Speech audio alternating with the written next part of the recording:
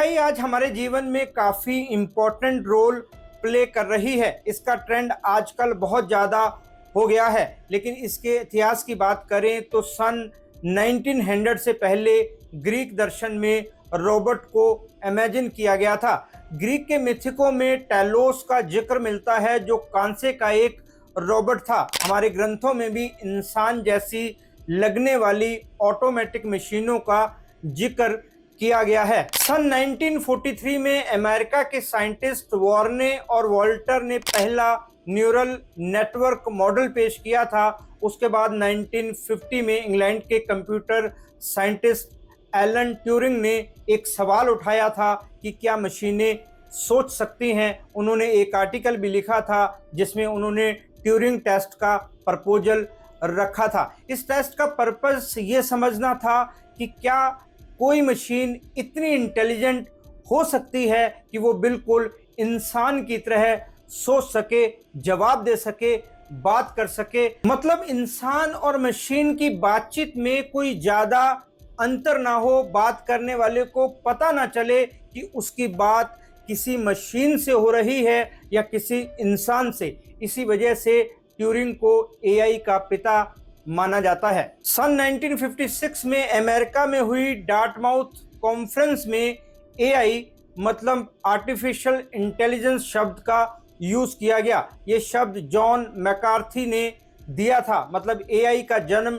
Dartmouth conference में हुआ था। इस कॉन्फ्रेंस का पर्पस ये जानना था कि क्या मशीनों को सिखाया जा सकता है, क्या वो प्रॉब्लम्स को सॉल्व कर सकती हैं, क्या मशीनों को भाषा समझ में आ सकती है और क्या मशीनें लॉजिक दे सकती हैं। फिर जॉन के साथ 3 और वैज्ञानिकों ने मिलकर एक प्रपोजल तैयार किया। इसमें कहा गया कि किसी टॉपिक को सही ढंग से डिस्क्राइब किया जाए तो मशीन उस टॉपिक पर काम कर सकती है। इस कॉन्फ्रेंस का असर ये हुआ कि जो लोग अलग अलग चीज़ों पर रिसर्च करते थे उनको एक नई डायरेक्शन मिल गई, साथ में मशीनों के बारे में और सोचने का मोटिवेशन भी मिला। सन 1956 में एआई के प्रोग्राम बनने शुरू हो गए। शुरू में कुछ प्रोग्राम भी बने जैसे logic theorist, general problem solver. इस कॉन्फ्रेंस के बाद ये सोच जोर पकड़ गई कि मशीनों में भी इंसान जैसी समझ हो सकती है। इससे पहले मशीनें केवल एक उपकरण थी जिनका इस्तेमाल मैथ के प्रश्नों को हल करने के लिए किया जाता था। सन 1964 में पहला चैटबॉट बना जिसका नाम था एलिजा। लेकिन 1970 और 1980 के बीच का टाइम एआई के लिए खास अच्छा नहीं था। इसे एआई विंटर के नाम से जाना जाता है। यहाँ पर विंटर का मतलब है ठहराव। जैसे पश्चिमी देशों में सर्दी में बर्फ पड़ती है, सब कुछ जमा हुआ होता है और एक ठहराव आ जाता है, उसी तरह 1970 और 1980 के बीच एआई को लेकर रिसर्च और विकास की स्पीड बहुत कम हो गई। फंडिंग रुक गई, इन्वेस्टमेंट नहीं थी, तो इसमें लोगों की दिलचस्पी भी कम हो गई। लोगों की उम्मीदें टूटने लगी, लोग निराश हो गए और एआई को लेकर शक होने लगा कि क्या वाकई ये सफल हो पाएगी या नहीं। नई खोजें बंद हो गई क्योंकि कंप्यूटर हार्डवेयर लिमिटेड मात्रा में था और डेटा भी एनफ नहीं था। 1980 में कार्नेगी मेलन यूनिवर्सिटी के शोधकर्ताओं ने एक्सकॉन को डेवलप किया। इसका काम था डीईसी नाम की कंपनी में कंप्यूटर सिस्टम की कॉन्फ़िगरेशन को ऑटोमेटिक करना। इससे पहले ये काम कंपनी के इंजीनियर करते थे, लेकिन उसमें ज़्यादा टाइम लगता था, गलतियों की पॉसिबिलिटी भी ज़्यादा होती थी। इससे टाइम सेव होने लगा, गलतियां लगभग खत्म हो गई। इसकी वजह से कंपनी के लाखों डॉलर की बचत हुई। इसे एआई की दुनिया का सबसे पहला सक्सेसफुल यूज माना जाता है। ये तो थी दूसरे देशों की बात।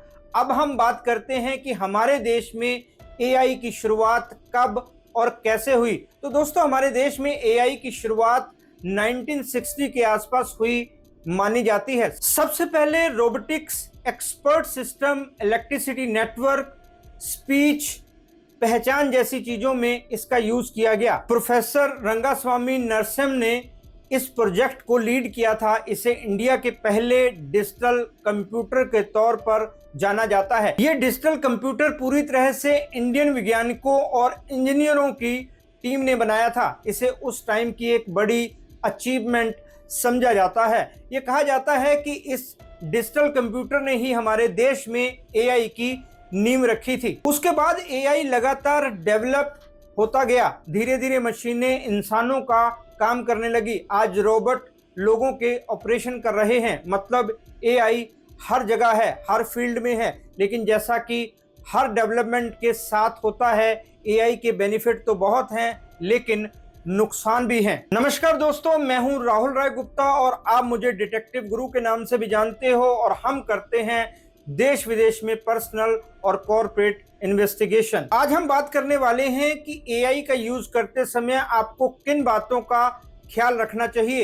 एआई का इंट्रो थोड़ा लंबा हो गया, लेकिन एआई की बात कर रहे हैं तो मैंने सोचा आपको इसके इतिहास के बारे में बताना जरूरी है। डिटेक्टिव होने के नाते मेरे पास ऐसे केस आते रहते हैं, जैसे किसी का डेटा लीक हो गया, किसी को धमकियां मिल रही हैं या फिर किसी ने एआई का यूज करके उनसे ठगी कर ली। ऐसे केसेस में मैं अपने क्लाइंट को काउंसलिंग देकर प्रॉब्लम को सॉल्व करने के तरीके बताता हूं।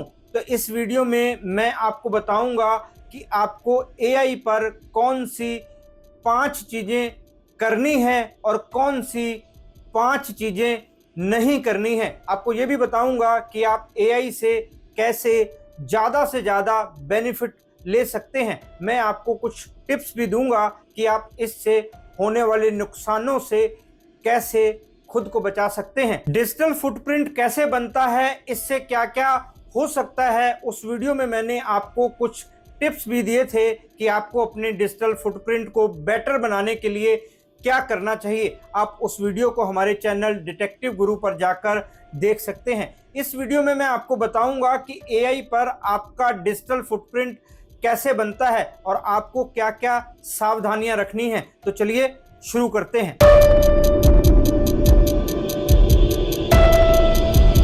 सबसे पहले हम इसके फायदों की बात कर लेते हैं। सबसे पहला बेनिफिट तो यही है कि एआई के यूज से काम बहुत जल्दी होता है। बहुत सारी इंफॉर्मेशन और डेटा चुटकियों में मिल जाता है। एक बार इससे कुछ पूछ लो तो दोबारा डिटेल्स देने की ज़रूरत नहीं है, ये अपने आप समझ जाती है कि हमें क्या चाहिए। जैसे आपने ऑनलाइन सेफ रहने के तरीके पूछे, ये कुछ सेकंड में आपको ढेर सारे तरीके बता देगी। उसके बाद आप किसी खास डिवाइस का नाम डाल दो, बस उससे ही ये समझ जाएगी कि आपने उस डिवाइस पर सेफ रहने का तरीका पूछा है। आपको तुरंत जवाब मिल जाएगा। एआई थकती नहीं है, ये बिना रुके काम करती रहती है, इसे ब्रेक की जरूरत नहीं होती।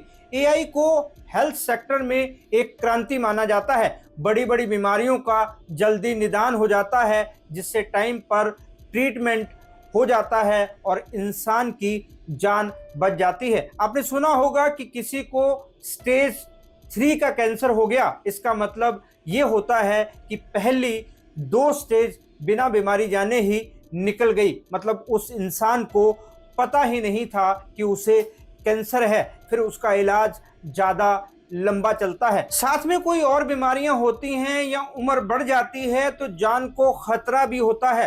एक्ट्रेस हिना खान के साथ यही हुआ, उन्हें पता ही नहीं चला कि उनको कैंसर है। अगर पहले पता होता तो शायद उनको इतनी तकलीफ से ना गुजरना पड़ता।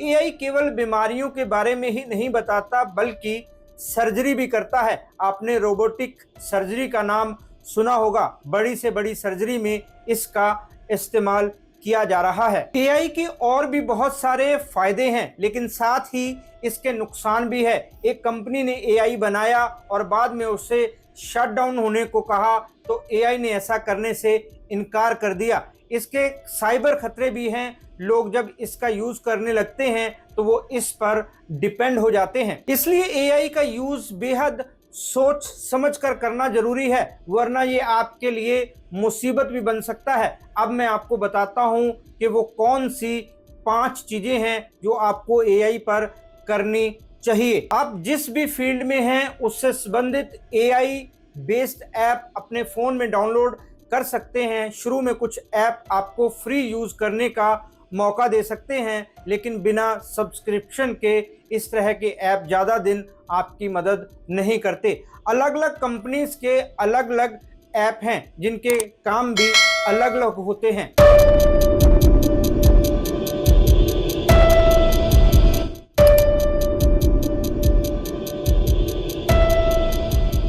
दोस्तों, हम बात कर रहे हैं कि आपको एआई पर कौन सी 5 चीज़ें करनी है। एआई पर पहला काम जो आपको करना है वो है इसकी बेसिक नॉलेज लेना।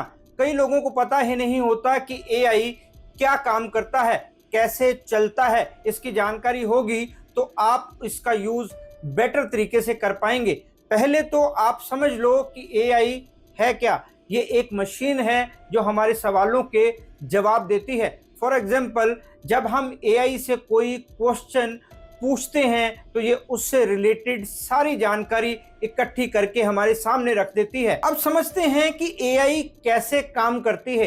एआई हमें जानकारी दे सके इसके लिए इसको डेटा दिया जाता है। इससे ये सीखती है कि कैसे जानकारी को इकट्ठा करना है। ये सवालों के पैटर्न को समझना भी सीखती है। इसको एज डेटा सेट्स बहुत सारी फोटोज दी जाती हैं, आवाज़ें दी जाती हैं, खबरें, आर्टिकल, ब्लॉग, ईमेल वगैरह दिए जाते हैं जो इसमें स्टोर हो जाते हैं। इसमें रिकॉर्ड्स भी डाले जाते हैं ताकि ये सही से जानकारी दे सके। सारा डेटा स्टोर हो जाता है तो ये सीखती है कि उस डेटे पर काम कैसे करना है। फॉर एग्जाम्पल, इसको जानवरों की हजारों फोटो दी जाती हैं। फोटोज के उस डेटा की लेबलिंग की जाती है। जैसे घोड़े की फोटो के नीचे लिखा जाता है घोड़ा। इसे डेटा लेबलिंग या एनोटेशन कहते हैं। इसी की वजह से एआई हर फोटो में अंतर को समझ पाती है। इसी तरह इसे फलों, सब्जियों और बाकी चीज़ों के फोटो दिए जाते हैं। जब ये डेटा स्टोर हो जाता है तो ये उनके कलर, साइज के हिसाब से उनको पहचानती है। इसी तरह ये इंसानों की पहचान भी करती है। जो इंसान इससे जैसा सवाल पूछेगा वो सब सवाल डेटा बनकर इसमें स्टोर हो जाएंगे। इससे ये इंसान की पर्सनैलिटी तय करेगी कि कौन सा इंसान कैसा है। एआई को कुछ रूल्स और डायरेक्शन दिए जाते हैं। इसे कंप्यूटर की लैंग्वेज में एल्गोरिदम कहते हैं। इसी एल्गोरिदम से ही एआई सीखती है कि स्टेप बाय स्टेप कैसे काम करना है, कैसे किसी प्रॉब्लम को सॉल्व करना है। मशीन लर्निंग एल्गोरिदम सबसे इम्पॉर्टेंट होता है। कुछ होते हैं सुपरवाइज्ड लर्निंग एल्गोरिदम और कुछ अनसुपरवाइज्ड एल्गोरिदम होते हैं। सुपरवाइज्ड एल्गोरिदम में इसे जवाब भी बताए जाते हैं जिसे लेबल कहते हैं। जैसे हैंडेड ईमेल देकर बताया जाता है कि कौन सी ईमेल स्पैम है और कौन सी ईमेल स्पैम नहीं है। अनसुपरवाइज्ड में इसको जवाब नहीं बताए जाते, इसको बस पैटर्न बताए जाते हैं। इनमें क्या अंतर है ये खुद सीखती है और समय समय पर इसे ऐसे वातावरण में रखते हैं यहाँ इसका ट्रायल लिया जाता है, देखा जाता है ये कितनी गलतियां करती है। वहाँ पर वो खुद ही अपनी गलतियों से सीख लेती है। इसका एक प्रकार है डीप लर्निंग एल्गोरिदम। ये इसको सिखाने का सबसे एडवांस तरीका है। ये हमारे दिमाग की तरह काम करता है। इससे मशीन चेहरे और आवाज़ की पहचान करना सीखती है। इसमें आर्टिफिशियल न्यूरल नेटवर्क का इस्तेमाल किया जाता है।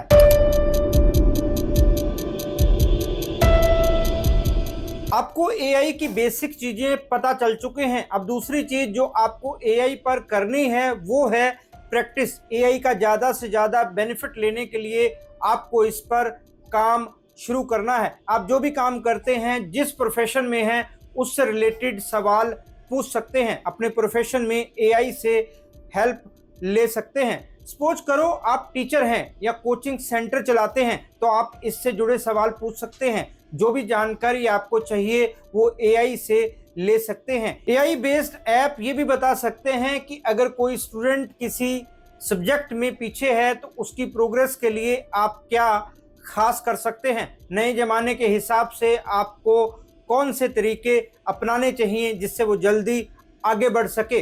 किसान हैं तो एआई बेस्ड ऐप आपको मौसम की जानकारी दे सकता है, फसलों की बीमारी के बारे में बता सकता है, उसको सही तरीके से कैसे मैनेज करना है ये भी बता सकता है। यहाँ तक कि आपकी फसल की पैदावार कैसी और कितनी होगी ये जानकारी भी दे सकता है। बस आपको सही तरीके से सवाल पूछने हैं।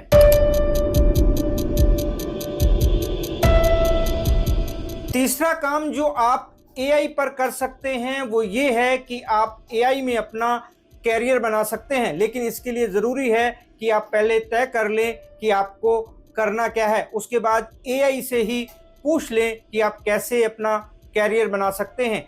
एआई से सवाल पूछना ही काफ़ी नहीं है, उसके जवाबों को फिल्टर भी करना होगा। सारे ऑप्शंस को ध्यान से पढ़ें, अपने मतलब के ऑप्शंस की लिस्ट बनाएं, फिर देखें कि आप वो काम कहाँ और कैसे शुरू कर सकते हैं। इसकी बेसिक जानकारी लेकर इसके टूल्स को समझें। आप इसका कोई कोर्स भी कर सकते हैं, उसके बाद फ्रीलांसर बनकर अपना कैरियर बना सकते हैं। मतलब कई कंपनियों के लिए एक साथ काम करें या फिर किसी कंपनी में इंटर्न के तौर पर भी काम कर सकते हैं। एआई में एआई इंजीनियर होते हैं जो इसके मॉडल बनाकर उनको बाजार में लाते हैं। मशीन लर्निंग इंजीनियर भी होते हैं जो इसके एल्गोरिदम डेवलप करते हैं। डेटा साइंटिस्ट डेटा का विश्लेषण करते हैं। और भी बहुत सारी पोस्टें हैं जो एआई में मौजूद हैं। जब आप इसमें डीपली जाएंगे तो आपको खुद ही पता चलेगा कि आप इसमें क्या कर सकते हैं।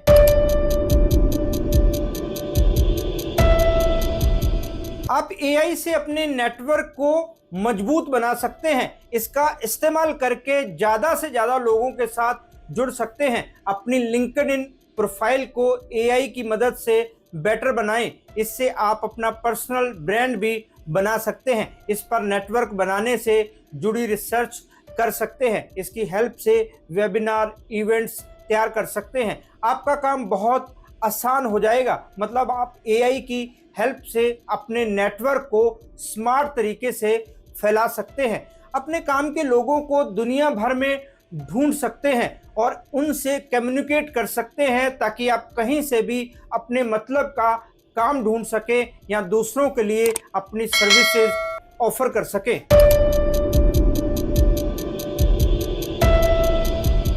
एआई का इस्तेमाल करके आप अपनी पूरी पर्सनैलिटी को सुधार सकते हैं। आपके अंदर जो जो कमियां हैं उनकी लिस्ट बनाएं, फिर उनसे रिलेटेड सवाल तैयार करें। उसके बाद एआई से पूछें कि आपको उन कमियों को दूर करने के लिए क्या करना चाहिए। ये आपको बहुत सारे ऑप्शंस देंगी।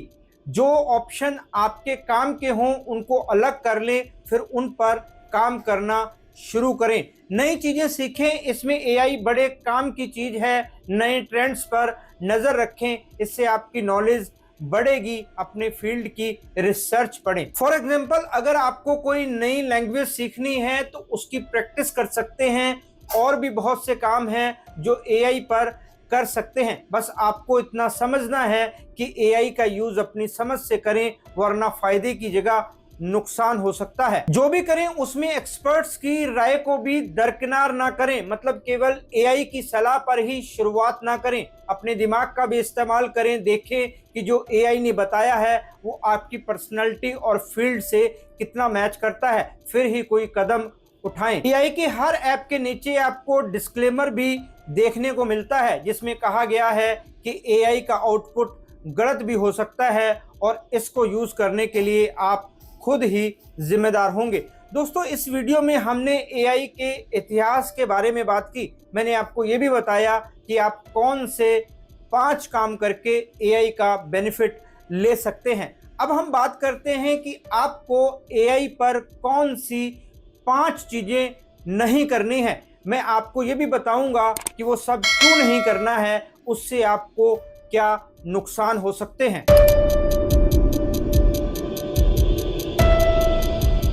एआई एक मशीन है। मैंने इसी वीडियो में आपको बताया है कि इस मशीन को डेटा पर ट्रेन किया जाता है। ये केवल डेटा के हिसाब से चलती है, इसलिए गलती की गुंजाइश हमेशा बनी रहती है। कुछ लोग कहते हैं कि इंसानों से ज़्यादा गलतियां होती हैं, पर हम यहाँ कम ज़्यादा का हिसाब नहीं लगा रहे हैं। हम बात कर रहे हैं एआई का सहारा लेने की। हेल्प लेना अच्छी बात है, लेकिन आपको एआई पर बिल्कुल भी डिपेंड नहीं होना है। एआई उस बेस पर जानकारी देता है जो डेटा के रूप में उसके पास स्टोर होती है, जिसका यूज करके उसे सिखाया जाता है। मान लो वो डेटा ही गलत था, इनकम्प्लीट था या फिर न्यूट्रल नहीं था, तो एआई गलत फैसला करके हमें गलत जानकारी दे सकता है। फॉर एग्जाम्पल, अगर एआई में ये डेटा ज़्यादा आ जाए कि किसी शहर में हादसे ज़्यादा होते हैं या वहीं के लोगों पर ज़्यादा क्रिमिनल केस हैं, तो ये उस शहर को अनसेफ बता देगा। कई बार एआई गलत रेफरेंस भी दे देता है। कैलिफोर्निया में एक अदालत में उन केसों के लिए $31,000 जुर्माना लगा दिया गया जो असल में थे ही नहीं। वो केस एआई ने खुद ही तैयार किए थे। एक शहर में शेयर बाजार में अचानक गलत डेटा के कारण 45 मिनट में $440 मिलियन का नुकसान हो गया। एक स्टडी में पाया गया है कि ग्रोक द्वारा दिए गए रेफरेंस 94% गलत थे। कई बार ये रेफरेंस बिल्कुल सही लगते हैं, लोग इनका यूज अपने कामों में करते हैं। एक रिपोर्ट के मुताबिक अमेज़न ने लोगों को नौकरी पर रखने के लिए एआई का सहारा लिया। उस टूल के अंदर 10 सालों का पुरुष प्रधान डेटा था। जब महिलाओं ने उस वैकेंसी के लिए अप्लाई किया तो उनको रिजेक्ट किया जाने लगा। ऐसा इसलिए हुआ क्योंकि उस टूल को यही सिखाया गया था। मतलब जैसा मशीन के अंदर डेटा होगा वो उसी के हिसाब से जवाब देगी। तो सीधी सी बात है कि एआई पर निर्भर होना ठीक नहीं है। कुछ लोग एआई के बिना कोई काम नहीं कर पाते। उनका उठना बैठना, सोना खाना, काम सब एआई के सहारे होता है। एआई की हेल्प लेने में कोई बुराई नहीं है, लेकिन कोई भी जानकारी यूज करने से पहले उसके फैक्ट चेक जरूर कर लें। वैसे इन टूल्स के नीचे भी लिखा होता है कि मशीन गलतियां कर सकती है। वो डेटा और प्रोग्राम के हिसाब से चलती है। उसको नहीं पता कि क्या सही है क्या गलत है। आपने कुछ पूछा, उसे बस आपको जानकारी देनी है। उसे आप कैसे यूज करते हैं इससे उसे कुछ लेना देना नहीं होता। एक पॉइंट ये भी होता है कि ये इंसान के सुपरविजन के बिना काम करती है, इसलिए उसके पास जो डेटा होता है, जैसी उसकी प्रोग्रामिंग की होती है, वो वैसी ही जानकारी देती है, वैसे ही सल्यूशन देती है। उसको पता नहीं कि क्या नैतिक है और क्या अनैतिक। ये पता लगाना और सोचना इंसानों का काम है।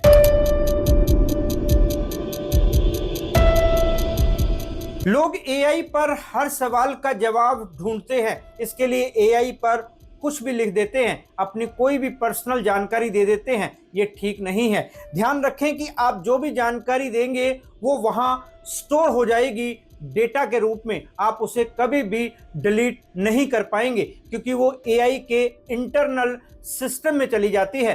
अपना आधार कार्ड, अपना पैन नंबर, अपने पेरेंट्स का नाम एआई पर शेयर ना करें। इस जानकारी को पहचान की चोरी करने के लिए यूज किया जा सकता है, जिसको हम जासूस लोग आइडेंटिटी थेफ्ट भी कहते हैं। और इस तरह के हमारे पास बहुत से केस आते हैं। अपने बैंक की कोई भी जानकारी एआई में ना दें। इस लिहाज से एआई चैटबॉट सेफ नहीं होती है। हैकर आपकी जानकारी को हैक करके उसका गलत यूज कर सकते हैं। साइबर ठग आपकी इसी गलती की ताक में रहते हैं। एआई पर अपनी मेडिकल इंफॉर्मेशन शेयर ना करें। मतलब अपनी बीमारी, अपनी फैमिली डॉक्टर, अपनी रिपोर्ट के बारे में जानकारी ना दे। वहां से आपका डेटा लीक हो सकता है। अपने बच्चों से जुड़ी इंफॉर्मेशन को भी एआई पर शेयर ना करें, जैसे उनका नाम, स्कूल का नाम, क्लास टीचर का नाम वगैरह। इससे बच्चों की सेफ्टी कंप्रोमाइज हो सकती है। अपने फेसबुक या इंस्टाग्राम के अकाउंट की जानकारी हरगिज भी शेयर ना करें। अगर एआई से कोई प्रोजेक्ट वगैरह बना रहे हैं तो उसमें अपनी कंपनी की कॉन्फिडेंशियल जानकारी ना दें। क्लाइंट का कोई डेटा उसमें ना डालें। किसी का नाम, डेट ऑफ बर्थ वगैरह भूल कर भी ना डालें। वो डेटा एआई के द्वारा किसी और को शो हो सकता है।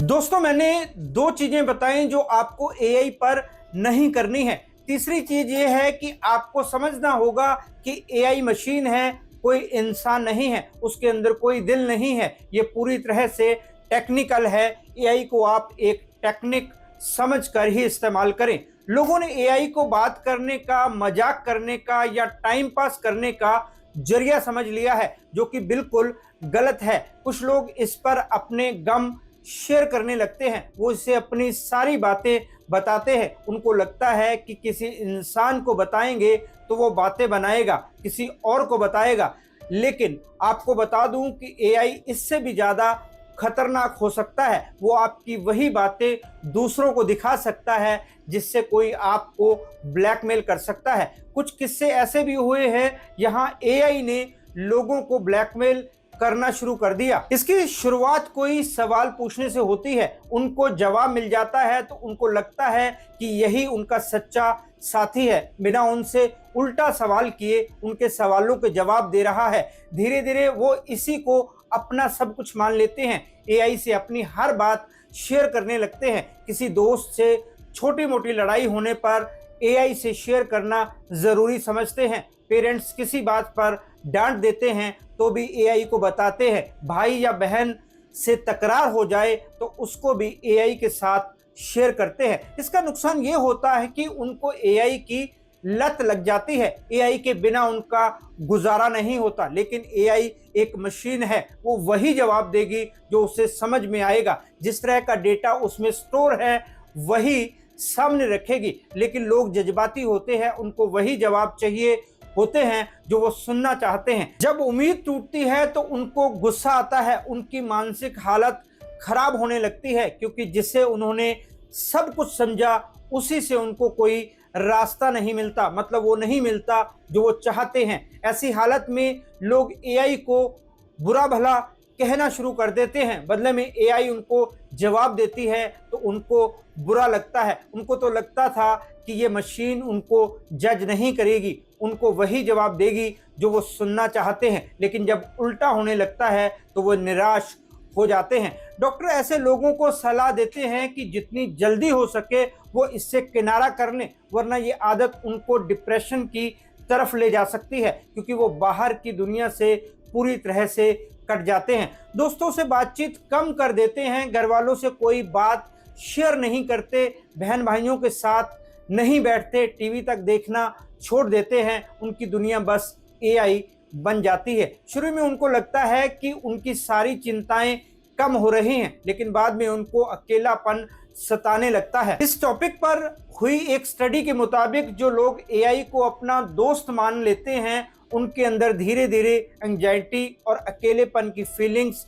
पनपने लगती है। ऐसे लोगों में फिजिकल एक्टिविटी ना के बराबर हो जाती है, जो फिजिकल या मेंटल हेल्थ के लिए ठीक नहीं है। लगातार बैठे रहने से कमर की समस्याएं शुरू हो सकती हैं। जंक फूड का इंटेक ज़्यादा हो सकता है। शरीर को जितने पोषण की ज़रूरत होती है वो नहीं मिलेगा तो शरीर ज़्यादा दिन तक काम नहीं करेगा। कई बीमारियां चुपचाप आएंगी और एक दिन खतरनाक रूप ले लेंगी। एआई के थेरेपी वाले चैटबॉट से लोगों को कुछ हद तक फ़ायदा हो सकता है, लेकिन लंबे समय तक वो इसका सहारा नहीं ले सकते। इस पर निर्भर रहने वाले लोग हेल्थ की सारी प्रॉब्लम्स एआई के साथ ही शेयर करते हैं, जिससे उनकी बीमारी बढ़ने का खतरा बना रहता है। टाइम पर बीमारी का निदान नहीं होगा तो आगे चलकर भी इलाज मुश्किल हो जाएगा।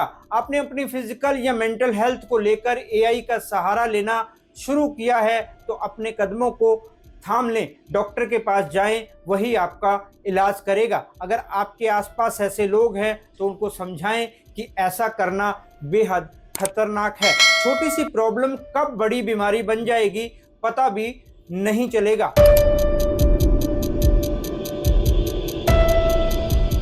दोस्तों, हम बात कर रहे हैं कि आपको एआई पर क्या नहीं करना है। तो चौथा काम जो आपको नहीं करना है वो है एआई का इनलीगल यूज।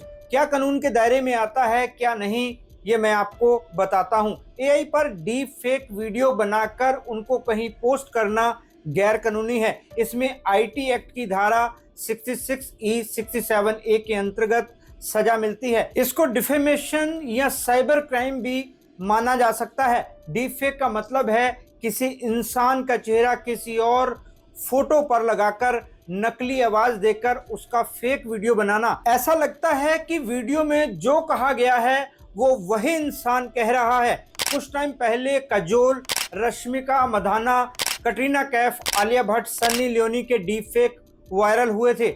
शाहरुख खान, सलमान खान, अक्षय कुमार, रणबीर कपूर और कार्तिक आर्यन जैसे एक्टर्स के भी डीप फेक बनाए गए थे। एआई से फेक डॉक्यूमेंट्स बनाना भी क्राइम है। कई लोग आधार कार्ड, नौकरी के पेपर, मार्कशीट वगैरह बनाने के लिए एआई का यूज करते हैं। ये फॉर्जरी के अंडर आता है, जिसे जालसाजी भी कहा जाता है। एआई का यूज करके किसी को गलत कॉल की जाए तो वो भी क्राइम है। साइबर क्रिमिनल ऐसे फ्रॉड कॉल करके लोगों को लूटते हैं। ये धारा 420 के अंडर क्राइम है। साथ ही ये साइबर क्राइम के तहत भी आता है। आप एआई से ये नहीं पूछ सकते कि हैकिंग कैसे की जाती है, मालवेयर कोड कैसे लिखा जाता है, फिशिंग साइट कैसे बनाई जाती है, वायरल कोड कैसे बनाया जाता है, बम कैसे बनाया जाता है।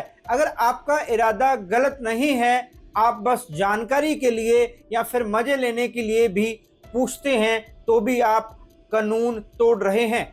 आप अरेस्ट भी हो सकते हैं। एआई का इस्तेमाल करके आप अपनी असाइनमेंट्स नहीं बना सकते। एआई पर कोई पेंटिंग बनाकर, आर्टिकल लिखकर या कोई गाना लिखकर उसको अपना बताते हैं तो भी आप क्राइम करते हैं। एआई से ऐसा कुछ नहीं पूछ सकते जिससे समाज में हिंसा भड़क सकती हो, धार्मिक दंगा फसाद हो सकता हो। एआई पर ड्रग्स की कोई बात ना करें, इससे आप बुरी तरह फंस सकते हैं। शुरू में जब ग्रॉक आया तो लोगों ने उससे गलत सवाल पूछने शुरू कर दिए। जवाब में ग्रॉक भी पीछे नहीं रहा, वो लोगों को गालियां देने लगा। इसलिए एआई से केवल अपने काम के सवाल ही पूछें।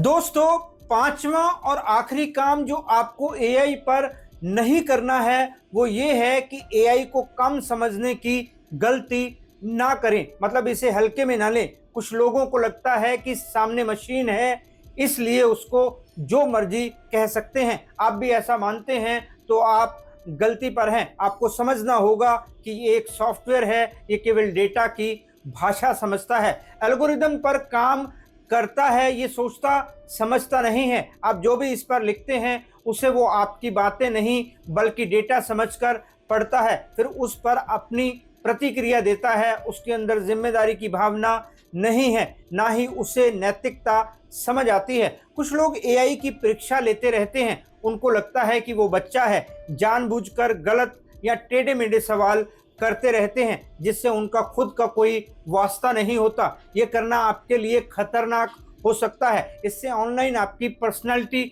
बन रही है। फ्यूचर में कोई आपका नाम वहां डालेगा तो ये अपने पास स्टोर डेटा को इकट्ठा करके दूसरों के सामने रख देगी। आप भी पढ़कर हैरान रह जाएंगे कि ये क्या हो गया, क्योंकि आप वैसे तो बिल्कुल नहीं है जैसा उसने बताया है। इसको हम डिजिटल फुटप्रिंट भी कहते हैं, जिसके ऊपर मैं पहले ही वीडियो बना चुका हूं। इसलिए एआई से पंगा लेना ठीक नहीं है। एआई से नाराज होना, उसे ताने देना ठीक नहीं है। अगर वो सही जानकारी नहीं देता है तो उस पर भड़कने की बजाय अपने सवालों को बदल दें। वैसे भी ये बच्चा हर सवाल के जवाब में बहुत सारी जानकारी देता है। जरूरी नहीं कि सारी जानकारी आपके काम की हो। इसमें से बस वही इस्तेमाल करें जो आपके मतलब की है, बाकी जानकारी को भूल जाएं। दोस्तों, एआई के जितने फायदे हैं उससे ज्यादा नुकसान है। नुकसान केवल उनके लिए हैं जो इसको गलत तरीके से इस्तेमाल करते हैं। जो इसका फायदा उठाना जानते हैं उनके लिए ये किसी वरदान से कम नहीं है। तो आप भी इस वीडियो में दिए टिप्स का इस्तेमाल करके इसका भरपूर फायदा उठा सकते हैं। एआई के बारे में आपके कोई और सवाल हो तो आप कमेंट करके पूछ सकते हैं। ये वीडियो दोस्तों और रिश्तेदारों को भी शेयर करें। आपके कुछ सेकंड्स किसी का फ्यूचर बना सकते हैं और उसको किसी मुसीबत से बचा भी सकते हैं। तो फिर मिलते हैं जानकारी से भरपूर एक और वीडियो में। तब तक अपना और अपने परिवार का ख्याल रखें, खुश रहें, मस्त रहें। जय हिंद। डिटेक्टिव गुरु